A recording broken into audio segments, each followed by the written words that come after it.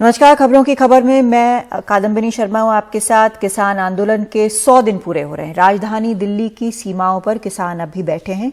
सर्दियां जा चुकी हैं, गर्मी दस्तक दे चुकी है। इस आंदोलन के दौरान संयुक्त किसान मोर्चा के मुताबिक अलग अलग कारणों से 248 किसानों की जान गई है। दुनिया भर की मीडिया में छप चुका, दिख चुका, देश विदेश में इसकी बात हो चुकी। किसानों की सरकार के साथ कई दौर की बातचीत भी हुई, लेकिन नतीजा कुछ नहीं निकला। 26 जनवरी को ट्रैक्टर रैली के दौरान दिल्ली में हुई हिंसा से मामला और बिगड़ गया। इधर किसान नेता राकेश टिकैत का कहना है कि सीमाओं से अक्टूबर तक तो नहीं हटेंगे, बिना तीनों विवादास्पद कृषि कानूनों को रद्द कराए नहीं हटेंगे।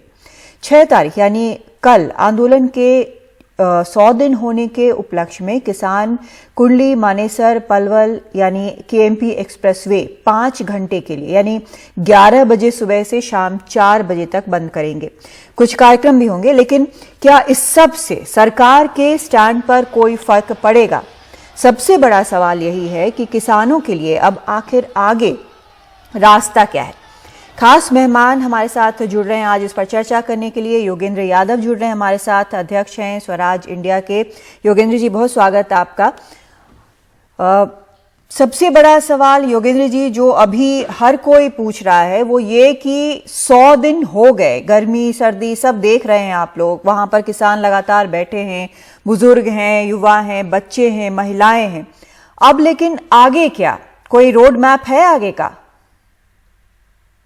कादम्बिनी जी, आंदोलन में कोई सेंचुरी लगाने तो आते नहीं है, कोई रिकॉर्ड बनाने आते नहीं है। तो आप सही कह रही हैं, 100 दिन कोई ऐसे नहीं है जिसके आखिर में हम कह सकें वाह वाह हमने सेंचुरी लगा दी, ऐसी तो कोई बात नहीं है। ये 100 दिन एक तरह से अगर किसानों के संकल्प के दिन रहें तो सरकार की निष्ठुरता के दिन रहे, सरकार की संवादहीनता, सरकार के अहंकार के 100 दिन है, मैं तो ऐसा समझता हूं। आगे का रास्ता है, स्पष्ट है।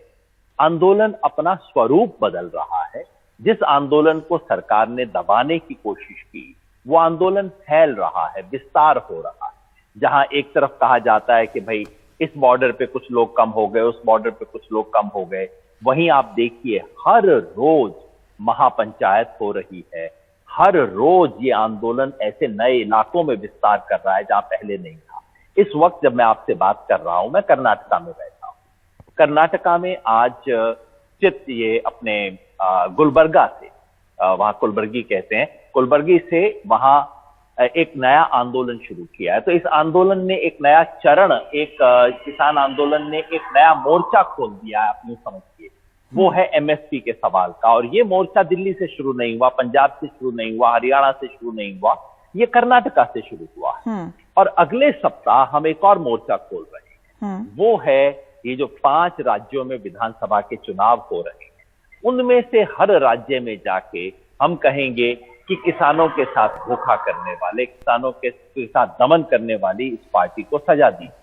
तो किसान आंदोलन। लेकिन योगेंद्र जी, मैं इस पे वापस आऊंगी, जो आप जो चुनावी राज्यों में जाने की बात कर रहे हैं, लेकिन जिन महापंचायतों की आप बात कर रहे हैं वहां पर मंच पर अब तो राजनीतिक नेता दिखाई देते हैं, जो पार्टियां हैं वो महापंचायत ऑर्गेनाइज कर रही हैं। तो ये आपको लगता नहीं है कि कहीं पर डाइल्यूशन थोड़ा सा हो गया है?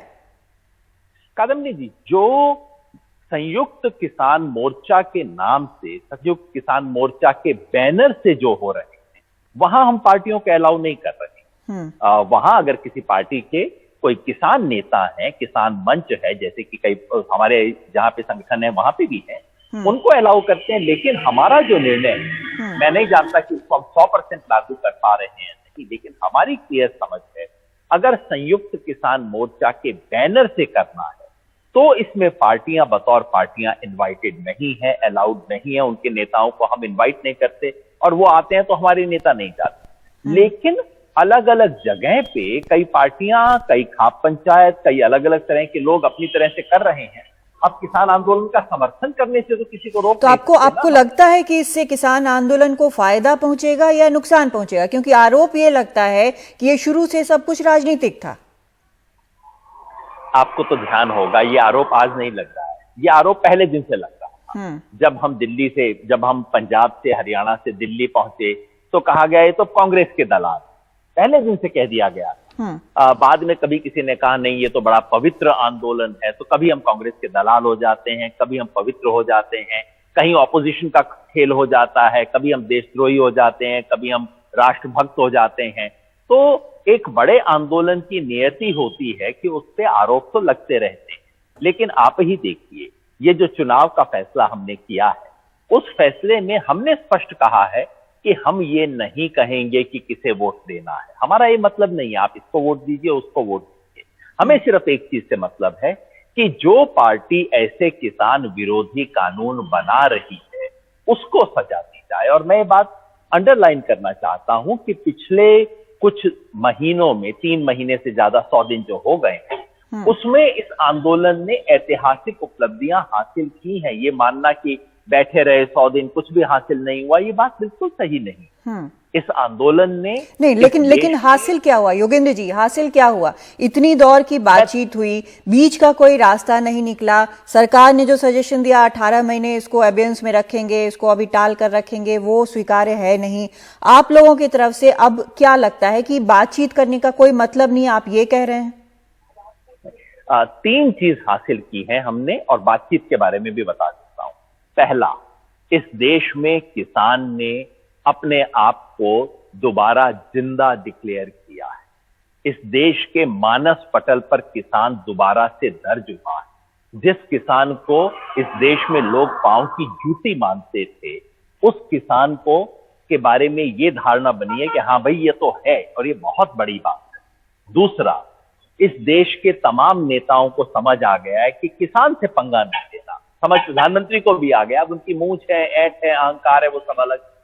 किसान से पंगा नहीं लेना, ये समझ आ गया। और तीसरी बात, जितनी एकता किसान की इस आंदोलन से बनी है, हरियाणा और पंजाब के किसान की एकता, हिंदू और सिख की एकता, उत्तर प्रदेश में हिंदू और मुसलमान की एकता, राजस्थान में मीणा और गुज्जर की एकता, मुझे तो ये रिपोर्ट भी आ रही है कि गांव से फौजदारी के मुकदमे होने कम हो गए। ये महान उपलब्धियां हैं। रही बात इन 3 कानूनों की, आप बिल्कुल ठीक कह रही हैं, सरकार ने आज तक इन 3 कानूनों को रद्द नहीं किया है। लेकिन मैं आपको एक बात कह दूं, विश्वास से कहता हूं, और इसको हम बाद में जरूर इस पे बात करेंगे, ये 3 कानून मर चुके। इस सरकार की ही नहीं, आने वाली किसी सरकार की हिम्मत नहीं होगी कि इन कानूनों को एक्चुअली ग्राउंड पे लागू करें।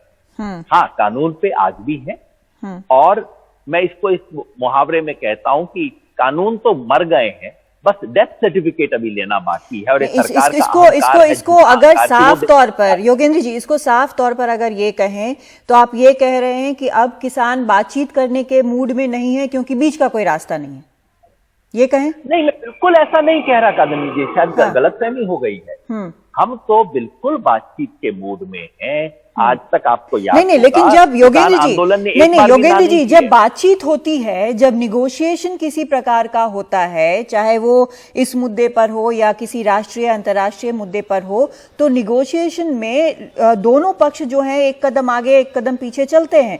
लेकिन यहाँ पर पहले से जब तय करके बैठा गया है कि हमको यही आउटकम चाहिए, तो मतलब निगोशिएशन नहीं है ना। फिर मान लेना चाहिए कि निगोशिएशन नहीं है, ये मांग सरकार ने नहीं मानी तो हम अपने रास्ते फिर चलेंगे। ऐसा नहीं है कादम्बी जी।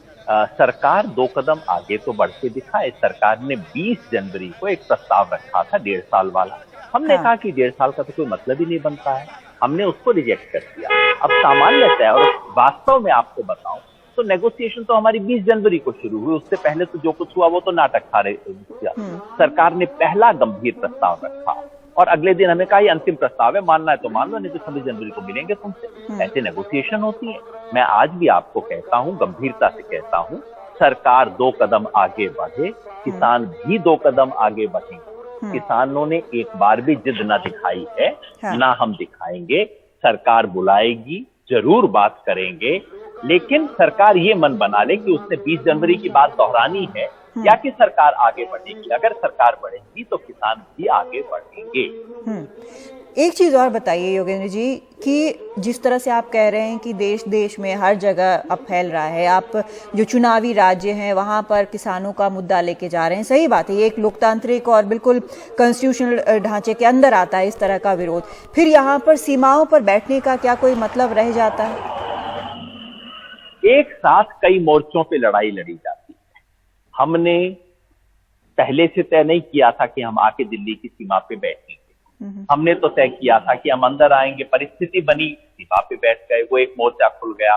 दूसरा मोर्चा इस वक्त महापंचायतों का खुला हुआ है। तीसरा मोर्चा एमएसपी आंदोलन का है, जो आज कर्नाटका से शुरू हुआ है, तेलंगाना जाएगा, आंध्र प्रदेश होते हुए हम महाराष्ट्र जाएंगे, मध्य प्रदेश आएंगे। और चौथा मोर्चा है ये 4 राज्यों का।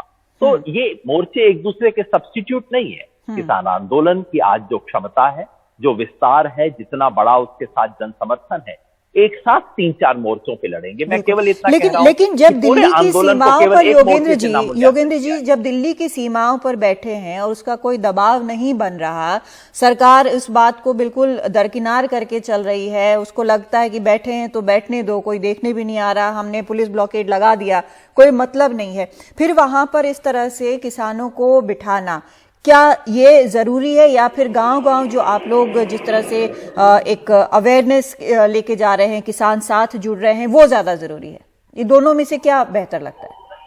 ये तो सरकार दिखाना चाहती है कि दबाव नहीं पड़ रहा। कभी कमरा बंद करके और कैमरा ऑफ करके उनसे पूछिए दबाव कितना है। लाखों किसान बैठे हैं, टिकरी बॉर्डर पे कोई फर्क नहीं पड़ा है। हाँ। सिंघू पे थोड़ा फर्क पड़ा है, गाजीपुर पे थोड़ा सा फर्क पड़ा है, शाहजहांपुर पे फर्क पड़ा है, लेकिन टिकरी बॉर्डर को उतना वैसा का वैसा है। अभी भी वहां कितने दसियों हजार किसान बैठे हैं। तो ये कहना कि उसका कोई असर नहीं पड़ा, सवाल ही नहीं होता। असर है, तभी तो सरकार अंदर से बौखलाई हुई है, तभी तो सरकार की ये स्थिति है। क्या सरकार को इस सब के मैसेज नहीं मिल रहे हैं? हकीकत ये है, और आप भी जानती हैं, सरकार के मंत्री गांव में जा नहीं पा रहे हैं। हकीकत ये है कि बीजेपी के नेताओं को शादी ब्याह की कार्ड मिलने बंद हो गए हैं। इस दबाव का असर है, मगर प्रधानमंत्री का व्यक्तिगत अहंकार इस वक्त बीच में आ रहा है। लेकिन मुझे योगेंद्र जी एक आखिरी सवाल, बहुत संक्षिप्त में जवाब चाहेंगे। योगेंद्र जी एक आखिरी सवाल कि क्या ये बहु मोर्चा जो किसान आंदोलन है वो कब तक चलेगा? सवाल बहुत अच्छा है, लेकिन जवाब तो इसका सरकार देगी ना जी। एक तरह से रॉन्ग नंबर डायल कर रहे हैं आप। सरकार तय करे। हमने ना सेंचुरी मारने के लिए आए थे और डबल सेंचुरी बनाने का कतई कोई इरादा नहीं है। परसों सरकार मान जाए, हम तो फतह करके वापस जाएंगे। तो हमारा डबल सेंचुरी बनाने का इरादा नहीं है, लेकिन सरकार मजबूरन लगवाएगी तो वो भी करना पड़ेगा। जी, बहुत शुक्रिया योगेंद्र जी हमसे बातचीत करने के लिए। तो किसानों का जो ये आंदोलन है कई मोर्चों पर खुला हुआ है, जैसा योगेंद्र यादव कह रहे हैं, और ये मोर्चे तब तक बरकरार रहेंगे जब तक उनकी मांगे मानी नहीं जाएंगी। एक ब्रेक लेते हैं, लौटते हैं।